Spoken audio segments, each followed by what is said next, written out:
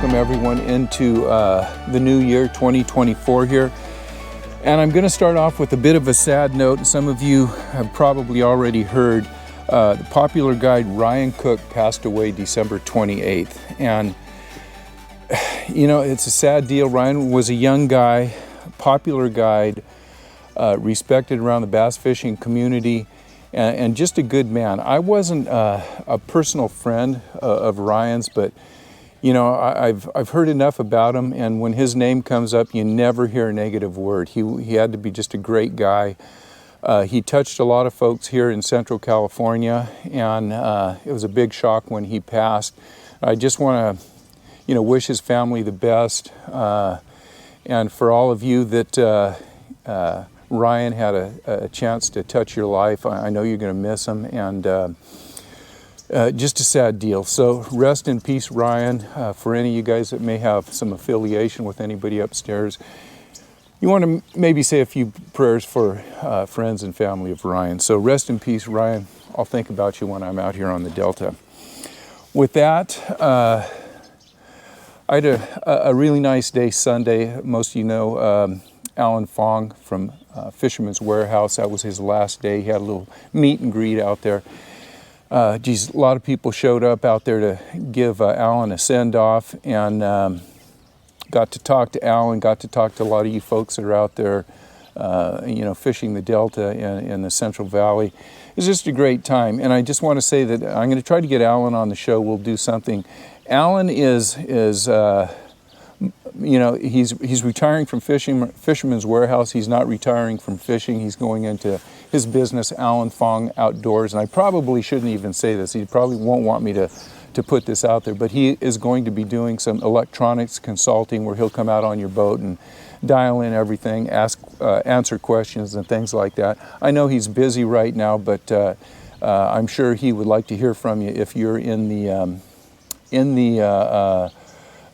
situation where you're having electronics problems on your boat. Give Alan a call. You know, let's talk about 2024 here. And it's fishing. It has to do with fishing, and maybe not quite all Delta related, but we lost one of our key outdoor shops, Oakley Hook, Line, and Sinker this year. Let's remember that we have some great outdoor shops, and I just want to go, you know, Fisherman's Warehouse is one. They've got locations in Rockland, Sacramento, Manteca, and Fairfield. You hear me talk about Rob Cloutier out at the Bass Hole, maybe one of the best strict bass pro shops in California that I know.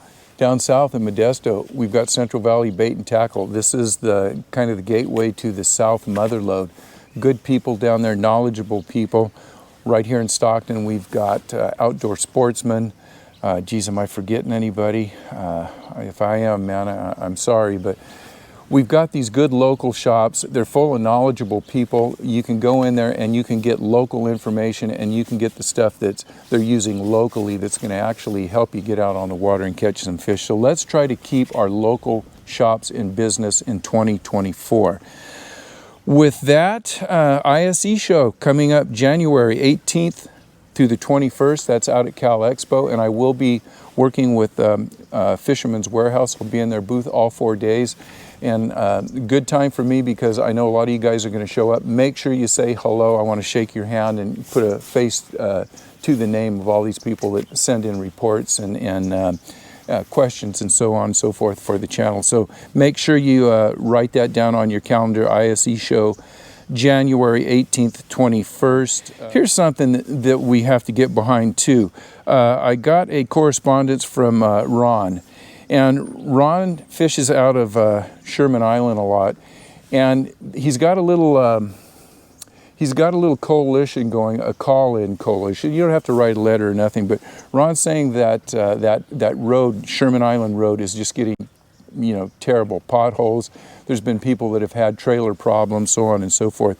So here's a number that you can call to hopefully get that taken care of. And let me give this number out and a reference number. For those of you who fish Sherman Island out there, you go down that road, Sacramento County Road Maintenance. Their number, 916-875-5171. Give them a call. And the reference number you want to use, and I'm going to put this down in the remarks, it's 231230-000082. That's the reference number to call in and say, this road is getting really bad.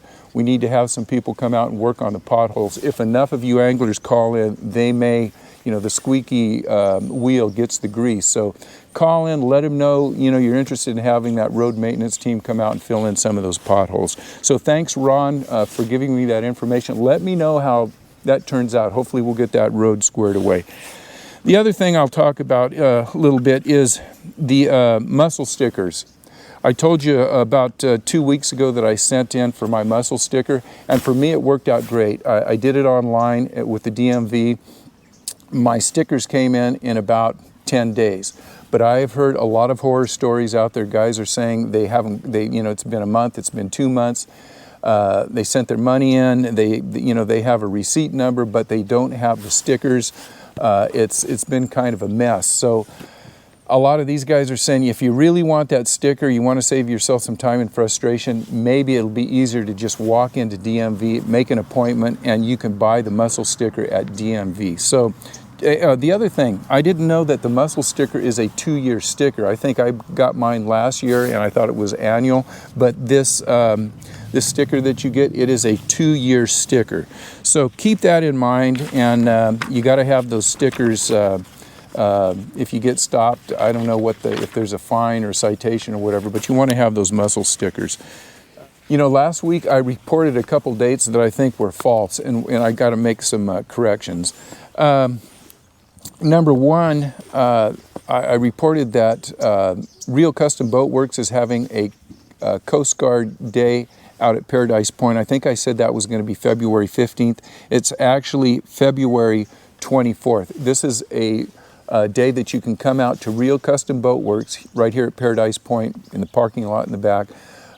You can have the Coast Guard inspect your boat and get your inspection sticker put on the boat. They'll check out all your, everything you need to get it up to date. They're not giving any citations, but they'll check your whistles and your life vest and various things that they check when they do an inspection on the water. Now, the nice thing about doing this right now, you can take care of everything that you need to take care of if you're not in compliance. And they put a little sticker on your boat. So if you're out here tooling around fishing this summer and they happen to come by, they see you have that sticker, they're probably going to go right on by you. So that is going to be Real Custom Boat Works, February 24th. I'm going to be out there, so if you guys just want to come by and maybe have a donut, say hi, bring your boat, I'd love to meet you out there at Real Custom Boat Works for the, the Coast Guard inspection day. I also reported that, I guess last week, there was a kayak that I reported a bass boat came by and just kind of came way too close and tipped over the kayak. I got some information that it really wasn't a bass boat, and I feel like I had to repair this mistake that I made, because us guys in bass boats, I don't know if us guys is the right term, but we that own bass boats get a bad reputation for, running around the Delta a little too fast sometimes. And I'd just like to point out that my correction is, it was not a bass boat, it was a ski boat. And let's face it, everybody watching this channel hates ski boats, so that's going to make me look a little better. So, correction to all the bass boat community. The guy that basically ran that guy down was in a ski boat. Again, just whether you're in a ski boat, bass boat, whatever, watch for kayaks, watch for other boats, watch for other people swimming or recreating in the Delta or whatever lake or river you're on. So, with that, let's get into the fishing report. And very light angling pressure the last couple weeks. And, we've had storms. We've had, New Year's, Christmas. It's starting to rain now, so boy, I'm going to go fairly quick here. Light angling pressure, water temperature, midday, 50 to 53 degrees, maybe 54 degrees. It's still holding above 50 degrees. That's here in the central Delta.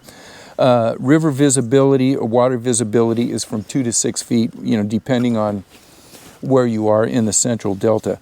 Stripers. I guess the big news is that bite that's been going on in Sherman Island the last couple weeks, those fish have seemed to move out. The good news is they're filtering down into Frank's track. I talked to Rob Cloutier from the Bass Hole. He's reported in the last week there's been a big increase in the stripers being caught. I know some of my friends that have been out there basically just fishing the track in the inlets where water's flowing in and out. They're fly lining live bait, catching some nice fish and getting better numbers.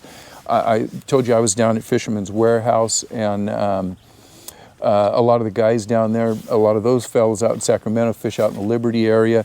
They're still doing well up in the area around Liberty, up around Rio Vista, still fish in the Sacramento, but they kind of moved out of that Sherman Island. They're kind of dispersing. So that's what we've been hoping would happen, and it's happening. Everything's late.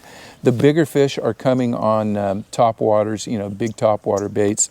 A lot of fish coming on just drifting bluegill. Bluegill are easy to pick up right now. Get out there and get some live bait. Trollers are also catching fish. Let's talk about, last but not least, the bass. And the bass, they're out there and they're biting. And I'll tell you what, it's starting to rain, so this is going to be a first. I'm going to pack up. We're going to walk right over to a protected area here, and we'll just continue doing this darn thing. So the bass fishing has been pretty darn good out there for me. I am getting a lot of reports that, let's put this thing down here, get my little seat all set up here. You guys just watched a first for the In Deep on the Delta weekly report. So, bass fishing. For me, it's been pretty darn good. Now I got a phone call. Let's just get that thing taken care of. This is what usually goes on out here. Yeah, I just usually cut it out. And we're going to have to drop this call right now. This is my buddy Chris that's just got back from DMV. He was the guy that was in there getting his mussel sticker, and if he has something to report on that where they didn't sell it to him or something, I'll get back to you on that. Okay, back to bass fishing. Not getting a lot of reports, and most of the reports have not been great. We had a tournament out there. Of course, now I think we've got a crop duster coming by, or a looks like a helicopter. We're going to work right on through this. Tournament last Sunday, I don't know how many boats they had. I'm sure it was under 20 boats, but 18 pounds won the tournament. I believe it was 18 pounds. And there were quite a few bags that were, I'll just say, in that 13-pound class. I got that information from Christian Ostrander. He didn't fish the tournament, but he said, the weights were pretty decent. Next week, we're going to have an ABA tournament out here. They're expecting about 20 boats in that. I'll have the information for that on next week's report. Bottom line is they did pretty well on that tournament. Christian, towards the end of last week, the beginning of this week, Christian was doing pretty well. He's been guiding out here, and he's been, Christian's a run and gun guy. He's throwing a lot of moving baits, catching good numbers of fish, and a pretty good supply of fish in that 3 to 4 pound class. Now, Christian did say that he is the last couple days, it's been a little tougher for some reason. Could be the tides, could be the weather fronts coming in and out. And while we're talking about Christian, he is going to be here in the Central Valley. He's still guiding. He has some open guide dates here on the Delta. I know he's been up at Clear Lake, and I know he may even take you down on Don Pedro if you guys are looking to go down there. But Christian will be taking off in, I think, about 16 days, heading down to Lake Okeechobee. This is the first tournament that I know, FLW, Toyota FLW tournament. Christian's going to be fishing all of those. We'll keep you up to date on how Christian does on those. So if you see Christian or you're a friend of his, let him know you're pulling for him in this tournament coming up. If you're looking for a guide, maybe check Christian out. All in all, the last few days, the bite has died down a little bit. I can tell you this, that I'm still plugging along. I'm catching decent numbers of fish. I'm still getting, I'm fishing 3 or 4 hours at a time. I'm picking up, I'll say 15 to 20 fish in a session. They're not all big fish. I'm still getting a few dinks. But most of these fish are keeper size. And keeper size, I mean that 12, 13-inch class of fish. I'm still able to put 5 fish in the boat that are, I'll say, 2 1/4 to 3 pounds. Not big fish, but fun fish.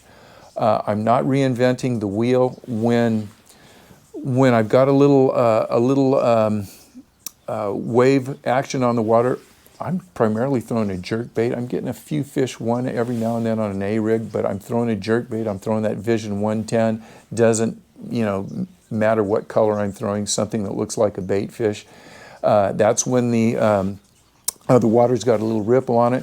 When it dies down, I'm fishing closer to the bank with worms. Worms have come on for me in the last 5-6 days. I had one day out where I had a really good day on worms. They just, it was one of those windows right before the last storm that came in, and caught some really nice fish on worms. I've got a video coming out next Tuesday. It's going to be Winter Fishing 101. You might want to check that out.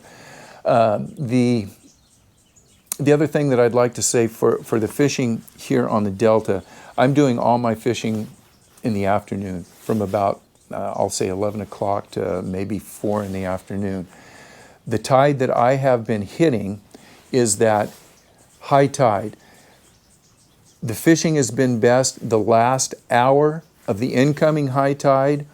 As the tide ebbs at high tide, it slows down, and then that first hour where the tide starts going out. So try to plan your trips around fishing in the afternoon, and the first hour of either the incoming or the outgoing tide has been the one you want to hit.